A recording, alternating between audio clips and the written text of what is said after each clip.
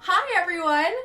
Welcome to a very special edition of Kestrel's Corner, Kestrel and Lola's Book Club. Woohoo! I love to read. Today we are going to be reading The Lorax by Dr. Seuss. The Lorax? Yes, The Lorax by Dr. Seuss.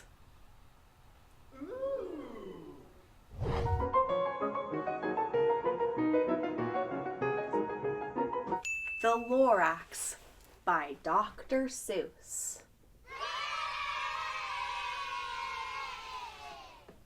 Wait a second. Is that the Lorax? It kinda looks like my uncle.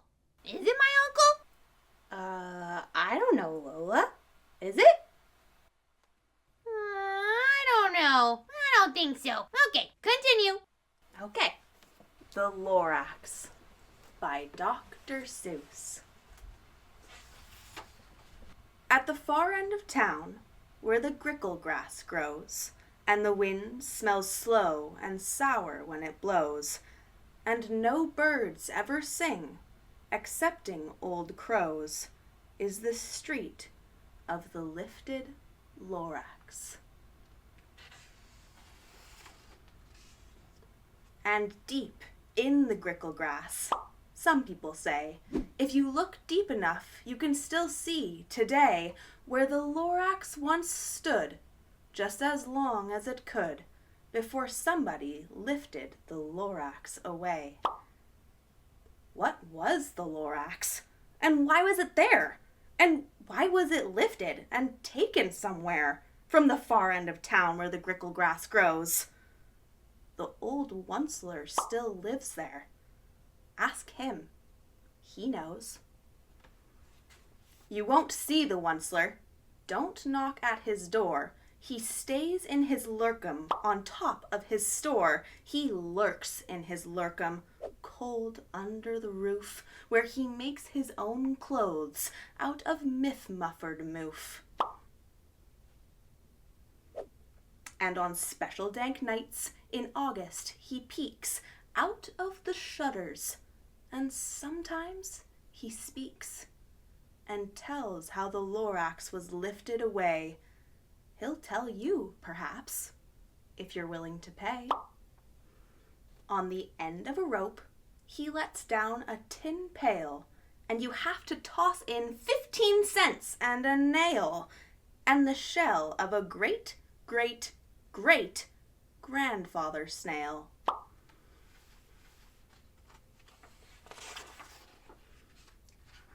Then he pulls up the pail, makes a most careful count to see if you've paid him the proper amount. Then he hides what you paid him away in his snub, his secret strange hole in his groovulous glove. Then he grunts, I will call you by whisper, my phone, for the secrets I tell are for your ears alone. Slop! Down slups the whisper-ma-phone to your ear, and the old Once-ler's whispers are not very clear, since they have to come down through a snurgly hose, and he sounds as if he had smallish bees up his nose. Now I'll tell you, he says, with his teeth sounding gray, how the Lorax got lifted and taken away. It all started way back, such a long, long time back. Way back in the days when the grass was still green, and the pond was still wet, and the clouds were still clean, and the song of the swami swans rang out in space, one morning I came to this glorious place, and I first saw the trees, the Truffula trees, the bright-colored tufts of the Truffula trees, mile after mile in the fresh morning breeze. You have to see these Truffula trees. They're so beautiful. Look at all the different colors. I would kind of like to live there. And under the trees, I saw the brown barbaloots frisking about in their barbalous suits as they played in the shade and ate Truffula fruits. From the ripulous pond came the comfortable sound of the humming fish humming while splashing around. But those trees, those Truffula trees! All my life I'd been searching for trees such as these. The touch of their tufts was much softer than silk, and they had the sweet smell of fresh butterfly milk. I felt a great leaping of joy in my heart. I knew just what I'd do. I unloaded my cart. In no time at all, I had built a small shop. Then I chopped down a Truffula tree with one chop, and with great skillful skill, and with great speedy speed, I took the soft tuft, and I knitted a thneed. A thneed? What's a thneed? I think we're gonna find out. The instant I'd finished, I heard a gazump. I looked. I saw something pop out of the stump of the tree I'd chopped down. It was sort of a man. Describe him? That's hard. I don't know if I can. He was shortish, and oldish, and brownish, and mossy, and he spoke with a voice that was sharpish and bossy. Here's the Lorax coming out of the stump.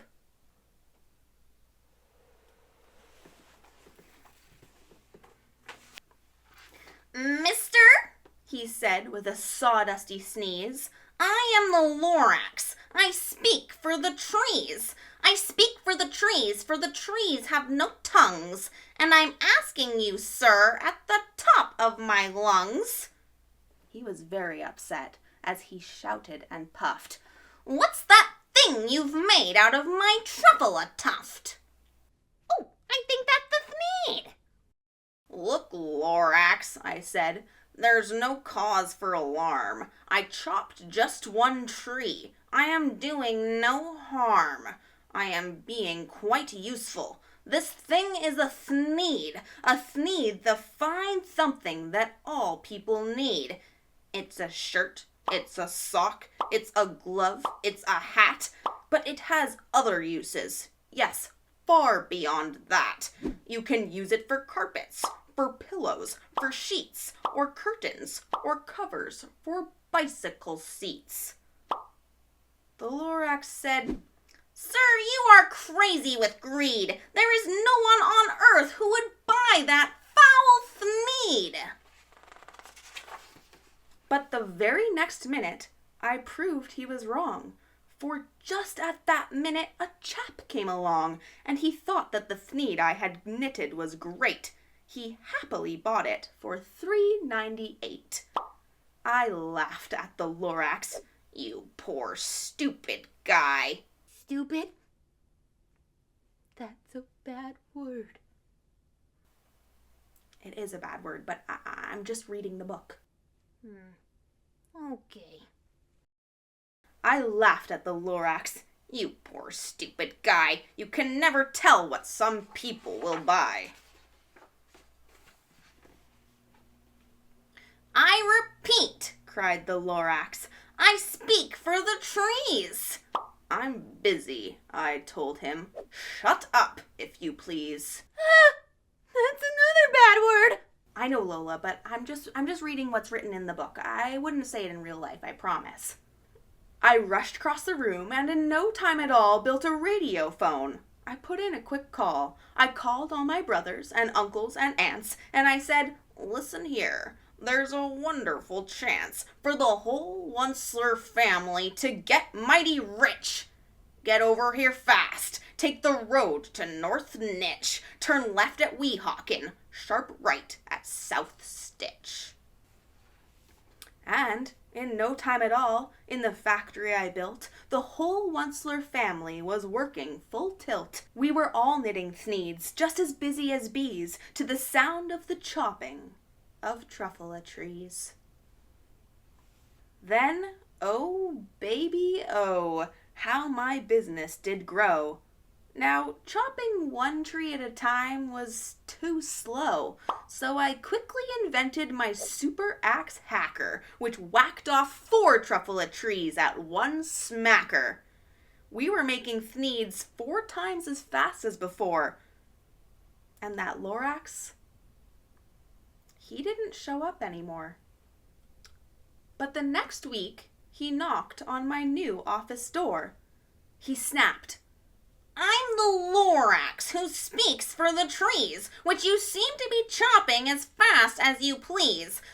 But I'm also in charge of the brown barbaloots who played in the shade in their barbaloo suits and happily lived eating truffula fruits. Now, thanks to your hacking my trees to the ground, there's not enough truffula fruit to go round, and my poor barbaloots are all getting the crummies because they have gas and no food in their tummies. Poor barbaloots. They loved living here, but I can't let them stay. They'll have to find food, and I hope that they may. Good luck, boys, he cried, and he sent them away. I, the Once-ler, felt sad as I watched them all go. But business is business, and business must grow, regardless of crummies in tummies, you know. I meant no harm, I most truly did not. But I had to grow bigger, so bigger I got. I biggered my factory, I biggered my roads, I biggered my wagons, I biggered the loads of the thneeds I shipped out. I was shipping them forth to the south, to the east, to the west, to the north. I went right on biggering, selling more thneeds, and I biggered my money, which everyone needs. Then again he came back. I was fixing some pipes when that old nuisance Lorax came back with more gripes. I am the Lorax, he coughed and he whiffed. He sneezed and he snuffled. He snargled. He sniffed. Once-ler, he cried with a cruffulous croak. Once-ler, you're making such smogulous smoke. My poor swami swans, why, they can't sing a note. No one can sing who has smog in their throat.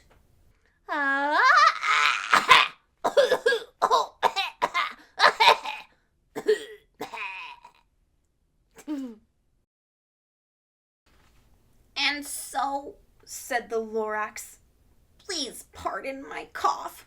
They cannot live here, so I'm sending them off.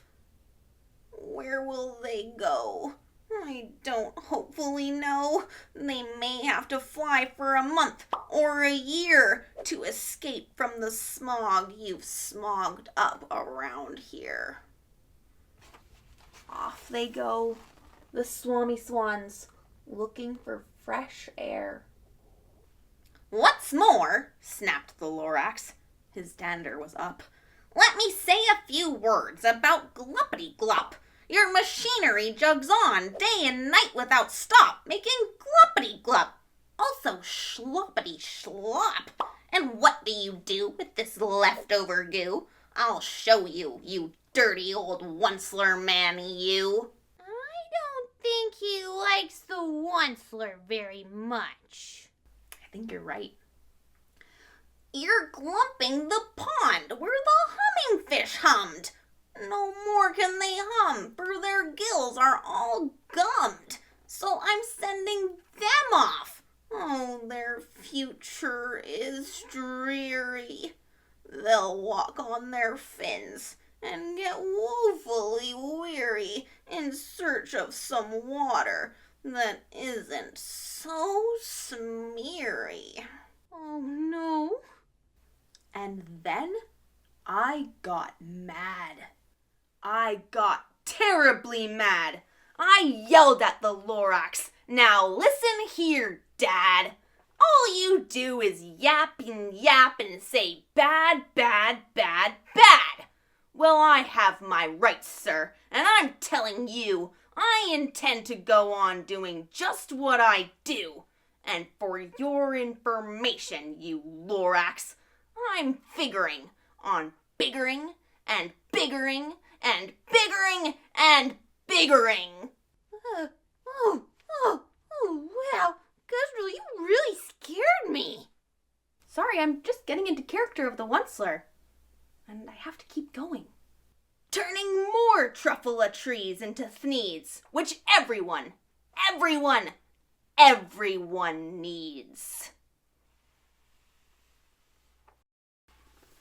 And at that very moment, we heard a loud whack.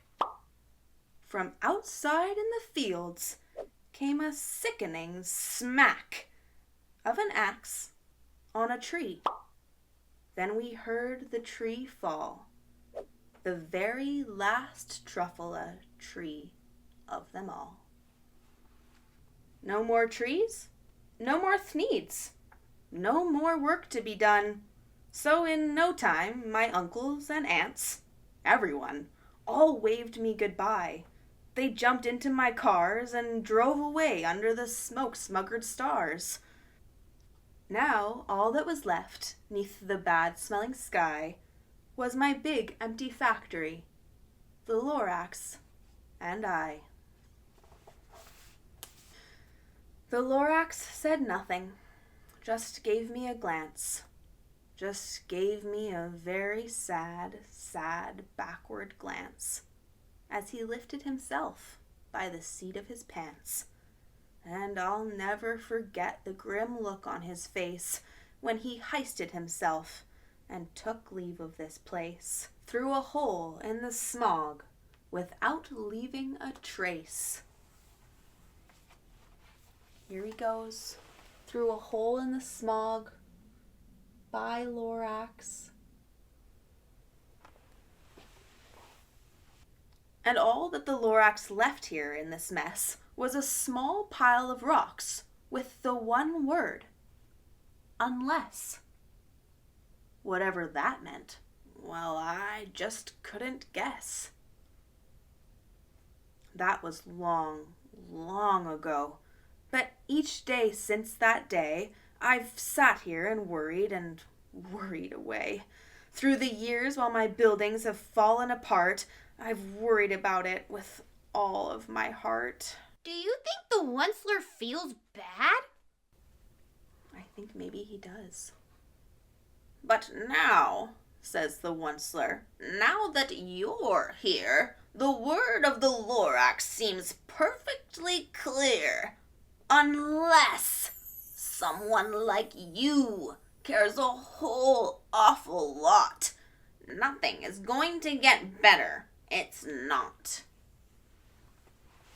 Here's the Once-ler, way up in his tower, and the little kid, like you, visiting him below.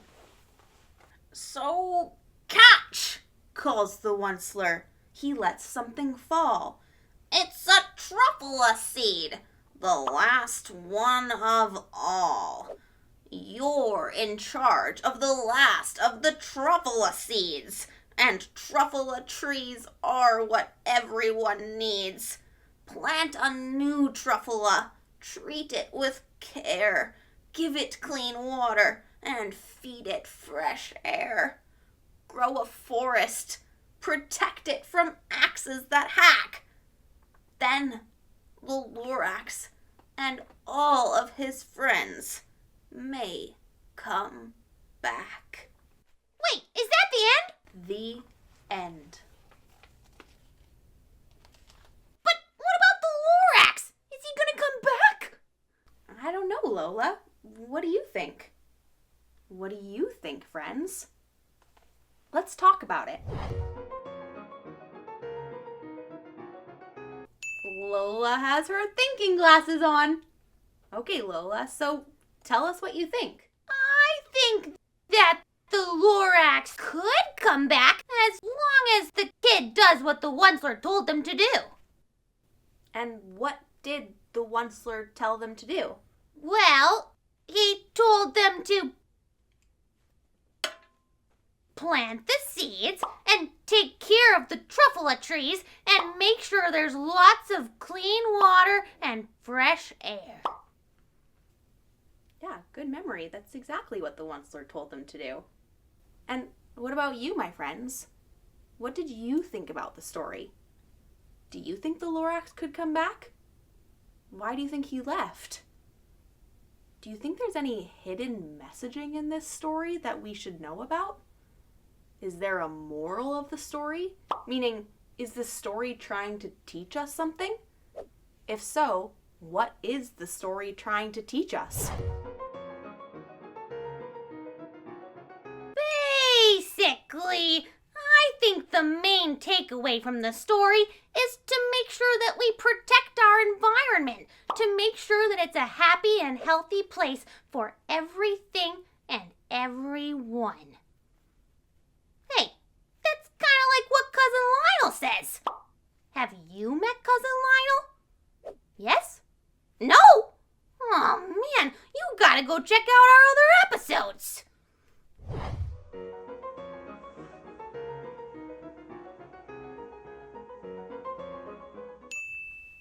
Did you have a favorite part? How about a picture? Was there an illustration you liked the best? Or a word? Dr. Seuss is famous for all his funny words. Do you remember one that stuck out to you? I do. Okay, Lola, what funny word did you like?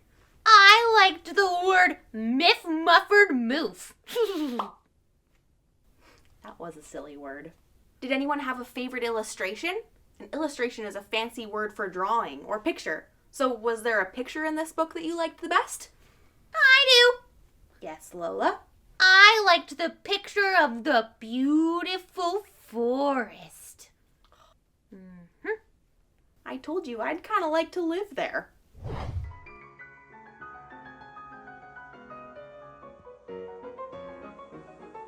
Thank you so much for joining us in Kestrel's Corner and for tuning in for the first edition of Kestrel and Lola's Book Club. We hope you enjoyed the story today. If you have an idea or a suggestion of a book you'd like to hear us read next time, sit down with your parents and send us an email to kestrelscorner@gmail.com or follow us on Instagram @kestrelscorner. We always love to hear from you. Before you go, be sure to subscribe to the channel, like the video, and share it with a friend, family member, classmate, or anyone else you think might like it too. As always, remember to be kind to one another. Try new things. Make good choices. We'll see you next time, okay? Bye! Bye!